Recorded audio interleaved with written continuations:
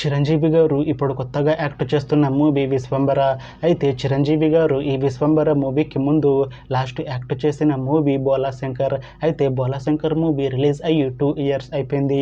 అయితే చిరంజీవి గారు ఈ బోలాశంకర్ మూవీ రిలీజ్ తర్వాత 2 ఇయర్స్ టైం గ్యాప్ తీసుకొని ఇప్పుడు మళ్ళీ ఈ విశ్వంబర మూవీలో యాక్ట్ చేస్తున్నారు చిరంజీవి గారు. చూడాలి చిరంజీవి గారికి ఈ విశ్వంబర మూవీతో కూడా ఒక మంచి హిట్ వస్తుందా లేదా అనేది మనం ఈ విశ్వంబర మూవీ రిలీజ్ అయ్యాక చూడాలి.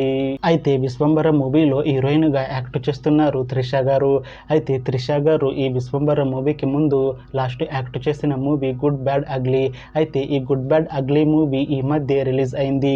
అయితే త్రిష గారు ఈ good bad ugly movie release తర్వాత కాస్త టైం గ్యాప్ తీసుకొని ఇప్పుడు మళ్ళీ ఈ విశ్వంబర మూవీలో యాక్ట్ చేస్తున్నారు త్రిష గారు.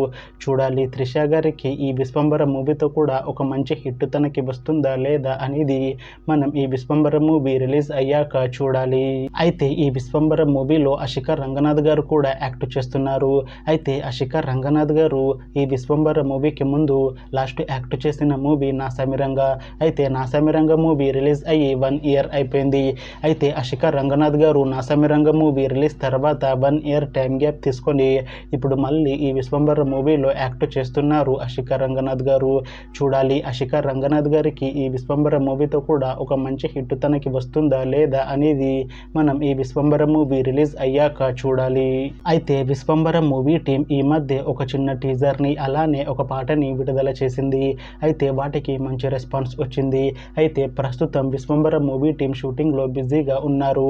అయితే ఈ విశ్వంబర మూవీని ఈ అక్టోబర్ 18న రిలీజ్ చేసేలా ప్లాన్ చేస్తున్నారు మూవీ టీం.